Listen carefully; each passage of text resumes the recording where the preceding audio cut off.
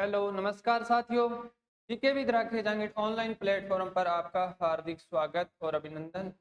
आज अपने एक नए टॉपिक की बात करते हैं। टॉपिक का नाम है कि पशुओं का आपने चयन करना है या सिलेक्शन करना है या फिर उनका क्या करना है कि आमाशय के आधार पर पशुओं का वर्गीकरण करना है। एक तो अपने पढ़ेंगे पशुओं का वर्गीकरण, एक पढ़ेंगे अपने पशुओं का चयन या सिलेक्शन। तो वर्गीकरण में क्या होता है कि पशु का क्या है कि आमाशय जो होता है, स्टमक होता है, उसके आधार पर पशु को तीन भागों में बांटा जाता है कि एक तो होता है जुगाली करने वाले, एक होते हैं बिना जुगाली वाले, एक होता है आभासी जुगाली वाले।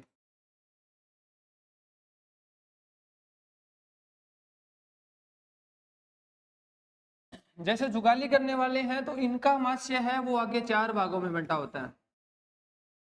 इनका आमाशय है वो आगे चार भागों में बंटा होता है। एक तो होता है रूमेन, एक होता है रेटिकुलम और एक होता है ओमेजम, एक होता है एबोमेजम। तो पशुओं का वर्गीकरण अपने बड़ा बड़ा देखते हैं तो सबसे पहले तो पशुओं को अपने आमाशय के आधार पर वर्गीकरण करना है। वर्गीकरण का जो अपना आधार है वो है आमाशय, और आमाशय के आधार पर कितने भागों में करेंगे? तीन भागों में। अब इस जुगाली करने वाले को अपने अंग्रेजी में बोलते हैं रोमंथी पशु, इसको बोलते हैं नॉन रूमिनेट या एरोमंथी, इसको रूमिनेट, इसको बोलते हैं सूडो रूमिनेट या आभासी रोमंथी। तो आभासी रोमंथी में बात करते हैं तो जैसे आता है ऊंट आता है, लामा आता है या फिर दरियाई घोड़ा आता है। और जुगाली करने वालों में आती है गाय आती है, भैंस आती है, भेड़ आती है, बकरी आती है, सांड आता है। बिना जुगाली करने वालों में घोड़ा, गधा, खच्चर ये सब आते हैं। उसके बाद में वर्गीकरण में तो बड़ा बड़ा अपन इस चीज का अध्ययन करेंगे।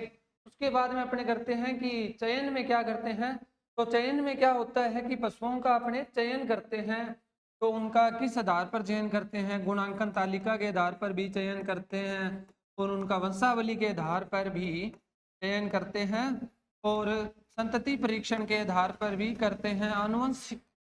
आनुवंशिक गुणों के आधार पर, बाह्य लक्षणों के आधार पर, उन सभी चीजों का अपने इस क्लास के अंदर अध्ययन करेंगे। तो क्लास की शुरुआत करते हैं।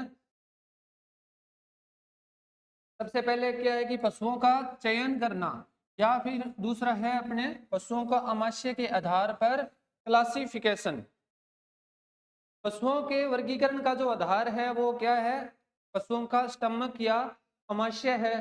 तो सबसे पहले अपने बात करते हैं कि अगर अपने बोल रहे हैं कि चयन चयन चयन, तो चयन क्या चीज है? उस चयन को सबसे पहले देखते हैं कि कोई पशुओं का झुंड है या फिर कोई पशुओं का समूह है, उसमें से अपनी इच्छा अनुसार या अपने उद्देश्य के अनुसार अपने पशु को चयन कर रहे हैं, तो उसे क्या बोलते हैं कि चयन या सिलेक्शन या वर्ण बोलते हैं।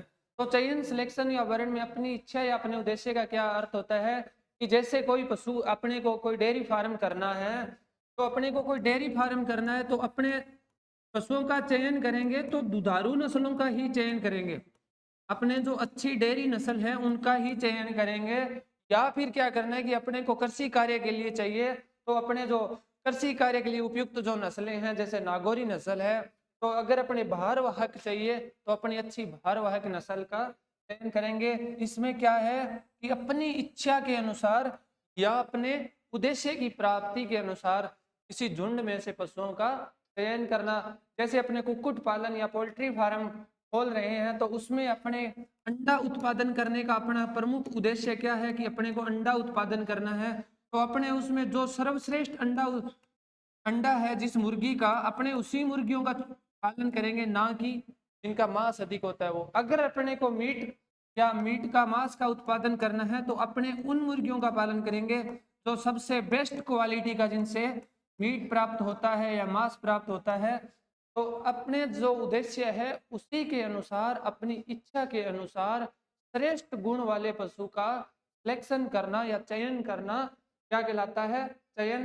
और चयन का जो दूसरा नाम है, इसे अपने वर्ण भी बोल देते हैं और इसे अपने सिलेक्शन भी बोल देते हैं। चयन, सिलेक्शन या वर्ण, उसके बाद अपने बात करते हैं चयन में। तो क्या होता है कि अपने पशु को कोई झुंड या समूह से अपनी इच्छा या अपने उद्देश्य की प्राप्ति के लिए अपने उसको चुन लिया। लेकिन अब कोई अपने पशु को अपने खुद के फार्म पर पहले से अपने फार्म से पशु को निकालना है, तो निकालते किस आधार पे हैं या उस निकालने की क्रिया को या उस परिभाषा को क्या कहते हैं, तो देख लेते हैं। उसको बोलते हैं अपने कलिंग।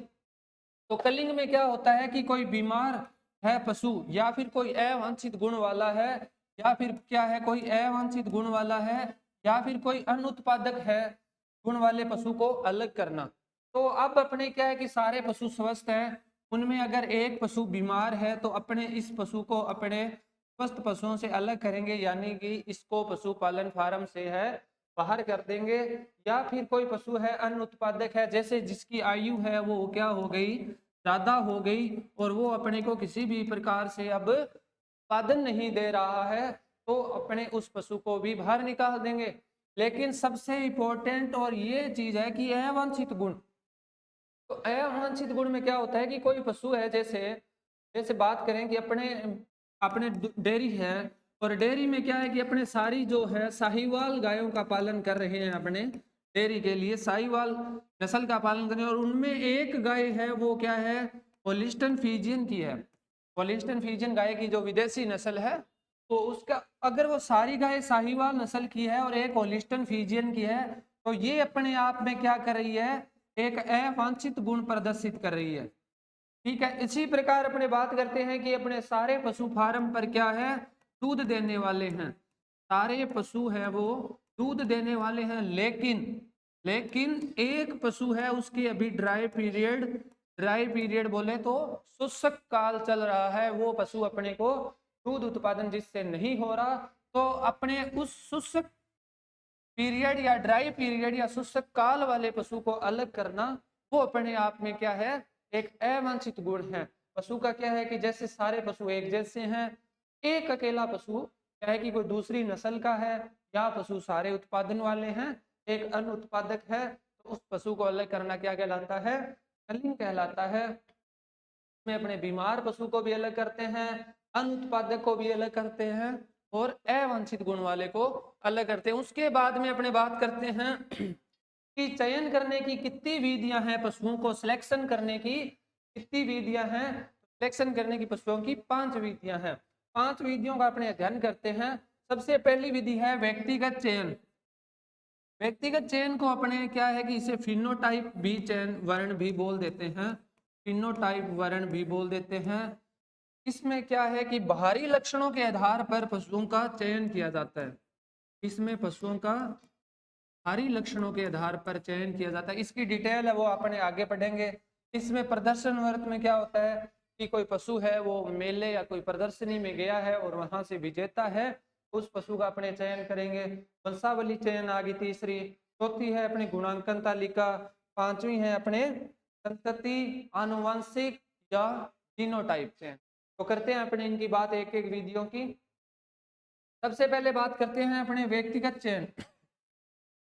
व्यक्तिगत चयन में क्या होता है कि कोई पशु है उसके जो मात्रात्मक या फिर गुणात्मक लक्षणों के आधार पर, मात्रात्मक या गुणात्मक या फिर अपने बोलते हैं इसे भारी लक्षणों के आधार पर, भारी लक्षणों के आधार पर, या फिर इसी को बोल देते हैं फिनोटाइप। फिनोटाइप आंतरिक जैसे गुण होते हैं, आनुवंशिक जो गुण होते हैं उनको अपने जीनोटाइप बोलते हैं, और बाहरी जो लक्षण है उन्हें फिनोटाइप बोलते हैं। तो इसमें क्या होता है कि मात्रात्मक और गुणात्मक लक्षणों के आधार पर पशु का चयन करते हैं। जैसे अपने कोई पशु देख रहे हैं, तो उसमें क्या है कि कोई पशु खड़ा है, तो अपने उसको जिस जो स्वरूप अपने को पशु का दिख रहा है कि उसका आयन कैसा है, उसकी त्वचा कैसी है, वो लंगड़ाकर तो नहीं चल रहा, या फिर वो चुस्त फुर्तीला है या सुस्त है, एकदम आलसी है, या युवा है, या प्रौढ़ है, या बूढ़ा है, तो अपने जो लक्षण हैं वो अपनी आंखों से देख सकते हैं। पशु के जो बाहरी लक्षण हैं उसके आधार पर अपने चयन करते हैं। तो वो चयन की प्रक्रिया या विधि कौन सी होती है, व्यक्तिगत चयन। उसके बाद में अपने 2 नंबर विधि की बात करते हैं। 2 नंबर विधि है कि प्रदर्शन व्रत चयन, अपने इसे बोलते हैं show ring method. Show ring method. तो इसमें क्या होता है कि प्रदर्शन व्रत चयन में शो रिंग मेथड सोअरिंग मेथड में क्या है कि कोई पशु है, इसको अपने कोई पशु मेले में लेके गए हैं या फिर कोई प्रदर्शनी है, प्रदर्शनी में लेके गए, मेले या कोई प्रदर्शनी में लेके गए और वहां पर वो पशु क्या है कि विजेता रहा, वहां पर वो पशु क्या रहा, विजेता, और अपने उसी पशु का चयन करना है। कोई मेले या प्रदर्शनी में से अपने विजेता रहे पशु का चयन करना क्या कहलाता है, प्रदर्शन व्रत चयन या सोअरिंग मेथड। उसके बाद अपने बात करते हैं 3 नंबर विधि है अपनी वंशावली चयन या फिर बोलते हैं पारिवारिक चयन। पारिवारिक चयन में वैसे अपने सिंपल सी बात करें तो परिवार वालों को देख के चयन करना, परिवार वालों को देख के चयन करना या फिर उनका वंशावली जो रिकॉर्ड है वो देख के चयन करने को अपने बोलते हैं वंशावली चयन। पशु के पूर्वजों की वंशावली देखकर उनका चयन करना, पशु के पूर्वजों की वंशावली देखकर। अब अपने कोई गाय है, उसकी 6 माह की बछिया का अगर अपने चयन कर रहे हैं, अगर अपने गाय है और उसकी बच्चियां कितने माह की है, 6 माह की, तो अपने 6 माह की बच्चिया को देख के तो अपने कुछ पता लगा नहीं सकते इसका चयन कैसे करना है या सिलेक्शन करना है। तो अपने उसके लिए क्या करेंगे कि उस बच्चिया की जो दादी या नानी या उसकी माँ है, दादी नानी या माँ है, उनके जो गुण थे दूध उत्पादन के या जो आंतरिक बाह्य जो भी गुण थे उनके, उन गुणों के आधार पर, उन लक्षणों के आधार पर अपने इस बच्चिया का चयन कर सकते हैं। तो इसमें सबसे इंपॉर्टेंट जो बात हुई वो हुई कि कम उम्र के जो पशु है, कम उम्र के पशुओं के चयन की सर्वोत्तम विधि है, कम उम्र के पशुओं के चयन की सर्वोत्तम विधि, कम उम्र के पशुओं के चयन की सर्वोत्तम विधि कौन सी है, वंशावली चयन या अपने इसी को बोल देते हैं पारिवारिक चयन, यानी कि परिवार वालों को देखकर पशु का चयन करना या फिर उनका वंशावली रिकॉर्ड देखकर। तो ये होगी 3 नंबर विधि। उसके बाद में 4 नंबर विधि की बात करते हैं अपने गुणांकन तालिका या फिर इसे बोल देते हैं score card method. Score card method में ये सबसे जो उपयुक्त या जो सर्वश्रेष्ठ विधि है, सबसे जो श्रेष्ठ विधि है वो पशु के चयन करने की यही विधि है। अब अगर अपने पहली विधि की बात करते हैं कि व्यक्तिगत चयन, तो उसमें क्या है, अपने पशु को बाहरी लक्षण देख सकते हैं। अब अपने पता नहीं है कि जो गाय खड़ी है इसका दूध उत्पादन है वो कितने लीटर प्रति ब्यांत होता है या ये कितने माह तक दूध देती है, इसके दूध की अपने जो उसके जो बाहरी लक्षण है वो तो देख सकते हैं, लेकिन उसके सारे लक्षणों का अपने के आधार पर पता नहीं चलता है। तो अगर अपने पशुओं का चयन करना है तो ये सबसे सर्वश्रेष्ठ विधि है स्कोर कार्ड। इस विधि में क्या होता है कि पशु के विभिन्न भागों को निर्धारित अंक बांट दिए जाते हैं। पशुओं के क्या है कि अंक बांट दिए जाते हैं कि अगर पशु का स्वरूप होगा ये स्वरूप के लिए अलग अंक दे देंगे, डेयरी गुण के लिए अपने अलग दे देंगे, या फिर भार ये जो दुग्धांग के लिए अलग दे देंगे, शरीर क्षमता के अलग दे देंगे। तो इसके बाद में अपने बात करते हैं निर्धारित अंक बांट दिए और उन अंकों में से पशु अपने क्या है कि कितने अंक प्राप्त करता है, उनकी भी फिर अपने आगे 3 कैटेगरी बना देते हैं कि अगर 0 से 50 अंक प्राप्त करेगा तो अपने पशु सामान्य श्रेणी का या साधारण श्रेणी का, और अगर पशु 50 से 75 अंक प्राप्त करेगा तो अपना पशु है वो बढ़िया है, अगर 75 से भी अधिक अंक प्राप्त करा है तो पशु अपना सर्वश्रेष्ठ या सर्वोत्तम है। तो उसके बाद में अपने बात करते हैं कि अगर पशु का बात करें कि सामान्य स्वरूप है, सामान्य स्वरूप के लिए पशु को कितने अंक मिलते हैं, सामान्य स्वरूप के लिए पशु को 30 अंक, सामान्य स्वरूप के लिए 30 अंक, डेयरी गुण के लिए 20 अंक बांटे हुए हैं, दुग्धम या दुग्धांग गुण के लिए कितने अंक बांटे हुए हैं, 30 अंक, शरीर क्षमता के अंक बांटे हुए हैं 20 अंक। 30 और 20 50, 50 और 50 कुल कितने अंक हो गए 100। अब इस 100 में से पशु है वो कितने अंक प्राप्त करेगा, वो उस पशु की नस्ल या उसके स्वरूप पर या उसके डेयरी गुण पर निर्भर करता है। तो अपने सबसे पहले क्या है कि इनको आगे पीछे नहीं करना है कि इसको 20 कर दिया, इसको 30 कर दिया, फिर इसको 30, इसको 20, इनका जो है ये क्रम है वो फिक्स है कि 30 20 30 20, ऊपर वाला 30 फिर 20 फिर 30 फिर 20। अब अपने को याद क्या रखना है कि अब अपने कंफ्यूजन इनमें ना हो कि सामान्य स्वरूप पहले आएगा या फिर 2 नंबर पे दुग्धम ना आ जाए या फिर 3 नंबर पे शरीर भार ना आ जाए। ये तो सिंपल है कि अपने पहले याद रख लिया कि 30, फिर याद रख लिया 20, फिर वापस 30, फिर वापस 20। इन चारों को याद रखने के लिए अपने एक छोटी सी ट्रिक है। जैसे अपने सुबह का टाइम होता है कि 10:30 हो गए, 10 बजकर कितने मिनट हो गए, 30, और सबसे पहले यहाँ पे क्या आ रहा है, 30, यहाँ पे सबसे पहले 30 आ रहा है, और सुबह का अपने टाइम कितना हो गया, 10:30। तो अब इसको अगर अपने किसी से टाइम पूछते हैं तो वो ये नहीं बोलता कि 10:30 हो गए, वो बोलता है कि 10:30 हो गए, 10:30। बस अपने 10:30 से इन चारों को याद रखना है कि 7 से तो हो जाएगा सामान्य स्वरूप, 7 से हो जाएगा सामान्य स्वरूप, और डे से हो जाएगा डेरी गुण, और दय से हो जाएगा दुग्धांग गुण या दुग्धम, इससे हो जाएगी श्रेष्ठता। अब इन चारों को अपने 10:30 से याद रखेंगे, और 10:30 कितने बजते हैं, 10:30 में। तो अपने पहले शुरुआत कहाँ से करनी है, 30 से, 30 के बाद में 20, फिर वापस 30, फिर वापस 20। यहाँ से क्वेश्चन आने की 100% संभावना है। आपको इनको आगे पीछे मिक्स नहीं करना है बिल्कुल भी, ध्यान से इन चारों को, इधर वालों को फिक्स याद करना है।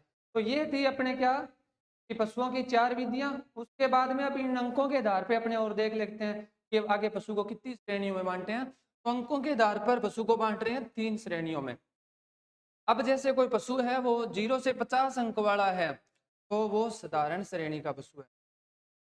या फिर अपने बात करते हैं कि कोई पशु 50 से 75 अंक प्राप्त कर रहा है तो वो फिर पशु है वो उत्तम श्रेणी का है। अगर पशु 75 से 100 अंक प्राप्त कर रहा है तो वो सर्वाधिक उत्तम श्रेणी का है।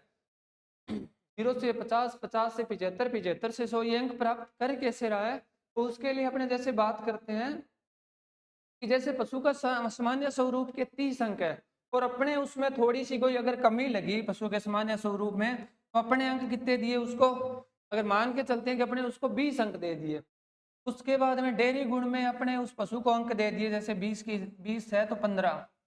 फिर अपने बात करते हैं इस 30 में से उसको दे दिए 25 अंक दे दिए जैसे दुग्धम के, या इसमें से फिर उसकी शरीर क्षमता अच्छी नहीं है तो अपने उसके अंक 10 ही देंगे। तो 20 और 10 30, 30 और 20 50, 50 और 20 70।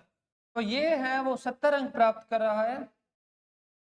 70 अंक में पशु है वो कौन सी श्रेणी में जाएगा, आप खुद देख लो कि 0 से 50 है तो पशु जाएगा साधारण श्रेणी में, 50 से 75 है तो अपना पशु है 70 अंक प्राप्त कर रहा है तो कौन सी श्रेणी का है, कि अपना पशु है उत्तम श्रेणी का है। अगर पशु अपना 75 अंक से ऊपर चला जाता तो वो सर्वाधिक उत्तम श्रेणी या सर्वश्रेष्ठ या सबसे बेस्ट होता।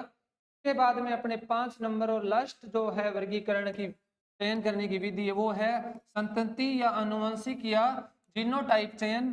तो इसमें क्या होता है कि एक इंपॉर्टेंट बात जो अपने बात की थी अभी पीछे वंशावली चयन की या पारिवारिक चयन की, तो उसमें सीधा क्वेश्चन आता है कि पशुओं की कम उम्र में जो चयन करने की विधि है वो कौन सी है, तो वो है वंशावली या पारिवारिक चयन। लेकिन आता है कि नर पशु का चयन कौन सी विधि में किया जाता है, तो उसके लिए अपना जवाब होगा कि संतति, आनुवंशिक या फिर जीनोटाइप चयन। इसमें नर पशु या सांड का चयन किया जाता है।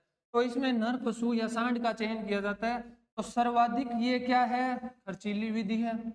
इसमें क्या है कि समय है वो अधिक लग जाता है, पशु की उम्र भी अधिक हो जाती है, चयन करते हैं तो पशु की उम्र भी अधिक हो जाती है। लेकिन इसमें सांड है उसका चयन है वो सांड सूचकांक या सायर इंडेक्स के आधार पे करते हैं। सायर इंडेक्स में अपन पता चलता है कि पशु में वीर्य की कितनी मात्रा आती है, वीर्य में उसके गतिशील शुक्राणुओं की संख्या कितनी है, या फिर अपने इस नर से कितनी माताओं को गर्भित करवा सकते हैं। इन सभी चीजों का अपने सायर इंडेक्स में चयन करते हैं। उसके बाद अपने बात करते हैं कुछ वन लाइनर जैसे क्वेश्चन है, देख लेते हैं कि पशुओं के चयन का जो है वो सर्वोत्तम तरीका कौन सा है। तो अपने अभी पढ़ा था गुणांकन तालिका, इसे अपने बोला था स्कोर कार्ड।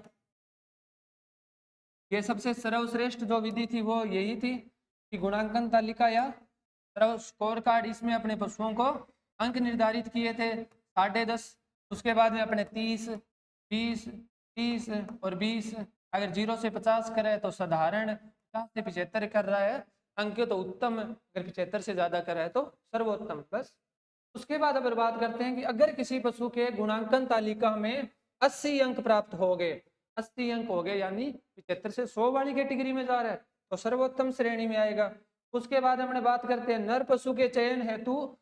नर पशु के चयन हेतु उपयुक्त विधि है तो संतति परीक्षण, और नर पशु का तो संतति परीक्षण को अपने बोल देते हैं आनुवंशिक चयन, या फिर इसे को अपने बोल देते हैं जीनोटाइप। लेकिन इस नर पशु का चयन है वो किस आधार पर किया था, तो सायर इंडेक्स के आधार पर किया था। उसके बाद अपने बात करते हैं कि गाय की कोई 6 माह की बच्चिया का चयन है वो किस विधि से करते हैं, तो वंशावली चयन या फिर पारिवारिक चयन, परिवार वालों के आधार पर या फिर उसका वंशावली जो रिकॉर्ड है उसे देख के चयन करते हैं। उसके बाद अपने बात करते हैं कि डेयरी हेतु गाय को चुनकर अलग करना। अब अपने क्या है, डेयरी शब्द आ रहा है तो इसमें अपना उद्देश्य साफ दिख रहा है कि अपने को डेयरी है वो डेयरी डेयरी पालन करना है, कि अपने को दूध उत्पादन करना है, तो उसके लिए अपने पशु का क्या करेंगे, चयन करेंगे या फिर सिलेक्शन करेंगे या फिर उसे वर्ण बोल देते हैं। उसके बाद में संतान के गुण देखकर पशु का चयन करना क्या कहलाता है, संतति परीक्षण। पशुओं का अब अपने एक पार्ट है वो कंप्लीट हो गया कि पशुओं का चयन करना है। उसके बाद में अपने पशुओं का वर्गीकरण करते हैं कि पशुओं को अपने किस आधार पर बांटते हैं या कितने भागों में बांटते हैं। तो इसमें क्या है कि पशु का अमाशय के आधार पर अपने वर्गीकरण करते हैं। अपने वर्गीकरण का जो आधार है वो अमाशय है।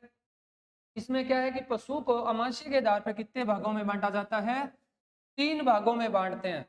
लेकिन 3 भाग कौन कौन से होंगे, एक तो हो जाएगा रोमंथी जो जुगाली करते हैं, एक हो जाएगा अरोमंथी जो जुगाली नहीं करते, एक हो जाएगा आभासी रोमंथी।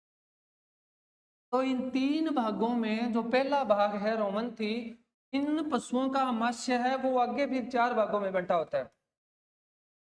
सभी पशुओं का अमाशय के आधार पे तो 3 भागों में बांट दिया, लेकिन अपने जो 3 भाग बांटते हैं उनमें से पहला भाग होता है रोमंथी, और इसका जो अमाशय है वो आगे 4 भागों में बंटा होता है। तो अपने पहले 3 भागों में जो पशुओं को बांटा है, रूमिनेट जो करते हैं जुगाली, उसके बाद में नॉन रूमिनेट जो जुगाली नहीं करते, जो जुगाली, उसके बाद में आते हैं शूडो रूमिनेट या आभासी रोमंथी। उसके बाद अपने 1 नंबर की बात करते हैं, सबसे पहले रूमिनेट रोमंथी या जुगाली करने वाले। इन पशुओं में क्या होता है कि इन पशुओं को अपने जैसे ही चारा डालते हैं तो ये पशु एक बार तो अपना चारा क्या है कि जल्दी जल्दी खा लेते हैं। उसके बाद में ये रूमेन से उस चारे को वापस लाकर और उसे चबाने का कार्य करते हैं। तो जैसे इनमें आती है कि गाय, भैंस, भेड़ और बकरी और हिरण और जिराफ। अब अपने को यहाँ पे एक चीज ध्यान रखनी है कि अपने देखा ही होगा आसपास क्षेत्रों में कि ऊंट भी जुगाली करता है। तो ऊंट का क्वेश्चन है वो यहाँ पे आने की बहुत ज्यादा संभावना है कि आपको एग्जाम्पल यहाँ पे ऊंट का मिले और आपने देखा है कि ऊंट जुगाली करता है। लेकिन ऊंट जुगाली करता है लेकिन ऊंट इस रोमंथी में नहीं आएगा, ऊंट आएगा आभासी रोमंथी में। तो तीसरा पार्ट है उसमें, तो अपने को यहाँ पे भूलकर भी ऊंट का एग्जाम्पल नहीं करना है। जैसे आपको वहां पे मिले गाय, भैंस, हिरण और ऊंट, तो आप वहां पे क्या करोगे कि ऊंट तो जुगाली करता है, गाय भैंस भी जुगाली करती है, हिरण का ऑप्शन है तो हिरण भी जुगाली करता है, जिराफ भी जुगाली करता है। तो फिर इनका जो रूमिनेट है या जुगाली करने वाले हैं, इनका अमाशय आगे कितने भागों में बंटा है, 4 भागों में। पहला भाग है रूमेन जो होता है पशु के बाईं तरफ, जिस साइड से अपने दूध निकालने के लिए पशु में बैठते हैं उस साइड क्या होता है, रूमेन।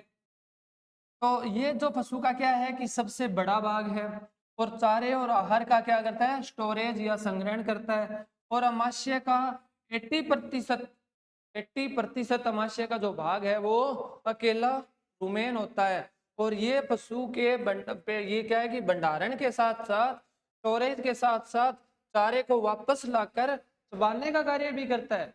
रूमेन पशु का सबसे अमाशय का सबसे बड़ा भाग है जो अकेला 80% होता है और बाईं तरफ होता है। ये क्या है कि चारे का भंडारण भी करता है और उसे वापस लाता है और चबाने का भी कार्य करता है। इसकी जो पीएच है वो 5.8 से 6.8 होती है। अब क्या होता है कि पशु है उसके रूमेन है जो कि अपने अभी बात की थी कि बाईं साइड होता है, बाईं साइड होता है रूमेन। तो अब अपने क्या है कि अपने पशुपालन की शब्दावली की जो क्लास लगाई थी उसमें आपको बताया था, एक क्रिया बताई थी कि कास्टिंग। कास्टिंग में क्या होता है कि पशु के अपने खुर काट रहे हैं या उसके सींग रोदन कर रहे हैं या फिर उसको दवाई दे रहे हैं, इंजेक्शन लगा रहे हैं, उसके लिए अपने पशु को जमीन पर गिरा रहे हैं। तो पशु को जमीन पे गिराएंगे तो अब बताओ कौन सी साइड गिराएंगे? बाईं साइड तो पशु का सबसे बड़ा भाग है रूमेन, अगर इस साइड गिराएंगे तो पशु को आफरा आ सकता है, इसीलिए कास्टिंग में पशु को दाईं तरफ गिराते हैं। दोनों चीज आपको ध्यान रखनी है कि रूमेन है वो बाईं तरफ होता है और कास्टिंग में पशु को दाईं तरफ गिराते हैं। उसके बाद में 2 नंबर विधि की बात करते हैं, रेटिकुलम या द्वितीय अमाशय। तो इनकी जो आकृति है वो मधुमक्खी के छत्ते के समान, हनी बी के समान, हनी बी के समान, तो इसे अपने हनी कोम भी बोल देते हैं। ये क्या बोल देते हैं? हनी कोम। इसकी जो आकृति है वो मधुमक्खी की छाते के समान होती है और ये अमाशय का सबसे छोटा भाग होता है। और अभी अपने सबसे बड़ा पढ़ा था वो था रूमेन, तो 80% क्या है अकेला था और इसे बोल देते हैं हनीकॉम्ब। तथा ये क्या करता है कि कोई कीट नहीं है, ये कील है, कोई कील है, कोई कंकड़ है, कोई कोई कील कंकड़ पत्थर या कोई नुकीली चीज है जो पशु क्या है कि चारे के साथ गलती से निगल लेता है कई बार। तो कील कंकड़ पत्थर या कोई भी नुकीली चीज है उनको क्या है ये आगे जाने से पेट में रोक देता है। ये कुल अमाशय का कितने % भाग होता है? 5%। 80 वो हो गया, 5 ये हो गया, 85% अमाशय का अपने 2 भागों में पढ़ लिया।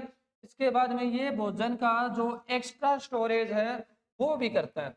वैसे भोजन का स्टोरेज वो कर रहा था, भोजन के स्टोरेज के साथ साथ वो चबाने का काम भी कर रहा था, और ये भोजन का जो एक्स्ट्रा स्टोरेज है वो करता है। उसके बाद में अपने बात करते हैं 3 नंबर, ओमेजम। सबसे पहले यही चीज ध्यान रखनी है कि जो ऊंट होता है या फिर लामा होता है या फिर दरियाई घोड़ा होता है, ये आते हैं आभासी रोमंथी में, और इनमें जो ये ओमेजम वाला जो पार्ट होता है ना ये अनुपस्थित होता है। बाकी अमाशय के तीनों भाग है वो वैसे के वैसे ही होते हैं, रोमेन होता है, रेटिकुलम होता है, लेकिन ओमेजम नहीं होता। एपोमेजम होता है, तीनों होते हैं लेकिन ओमेजम नहीं होता। इसका काम क्या है? ये अंडाकार आकृति है, इसकी अंडे के समान होता है, और ये जो भोजन में एक्स्ट्रा जो पानी है, एक्स्ट्रा भोजन का भंडारण तो उसने कर लिया, आपने 2 नंबर पढ़ गए रेटिकुलम, लेकिन जो एक्स्ट्रा पानी है, एक्स्ट्रा वाटर है, उसकी जो मात्रा को अवशोषित ये करता है ओमेजम। इसीलिए अपने ऊंट में पानी की मात्रा कम चाहिए। इसको यहीं क्लियर कर लेते हैं कि ऊंट में ये भाग होता ही नहीं है, ऊंट के अमाशय में ये भाग नहीं होता, तो उसमें अतिरिक्त पानी की मात्रा को शोषित करने की कोई जरूरत ही नहीं है।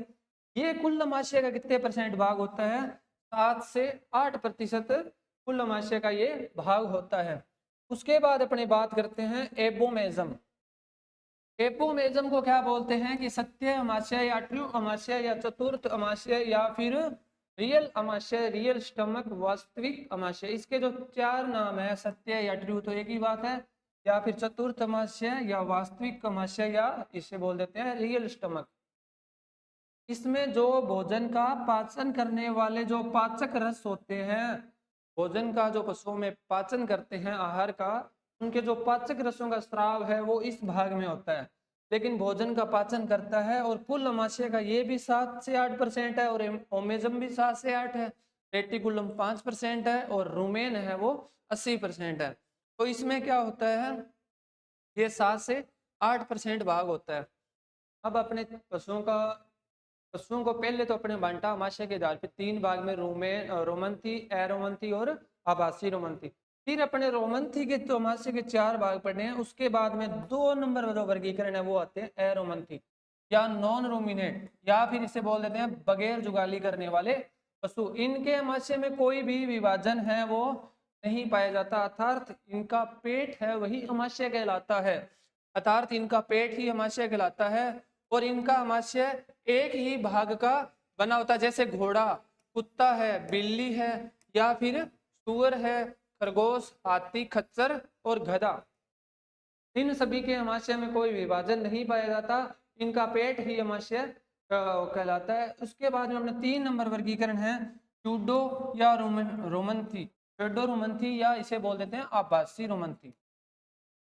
ये पशु जुगाली तो करते हैं, लेकिन इनका आमाशय है वो 3 भागों में मिलकर बना होता है। अपने अभी बात की थी ओमेजम। ओमेजम क्या कर रहा था? अतिरिक्त पानी का जो भंडारण है, अतिरिक्त पानी का भंडारण कर रहा था, वो भाग इनमें होता ही नहीं है। अतिरिक्त पानी का भंडारण कर रहा था, वो भाग इनमें क्या होता है? अनुपस्थित होता है। इसी कारण पानी की कमी है वो कम होती है। अपने बात करते हैं ऊंट, लामा या फिर दरियाई घोड़ा। तो इनमें से ये ऊंट है और ये लामा है, ये दरियाई घोड़ा है। उसके बाद में ऊंट को अपने बोल देते हैं आभासी जुगाली करने वाला पशु, यानी सूडो रूमिनेट। तो ये अपने यहाँ पे क्या होता है कि क्लास को कंप्लीट करते हैं। अपने आज दो दो टॉपिकों को, जैसे छोटे छोटे 2 टॉपिकों का ध्यान कर लिया। एक तो अपने पशुओं का चयन कैसे करते हैं, या फिर अपने पशुओं का आमाशय के आधार पर वर्गीकरण कैसे करते हैं। तो कल मिलते हैं फिर एक नई क्लास के साथ। धन्यवाद, थैंक यू।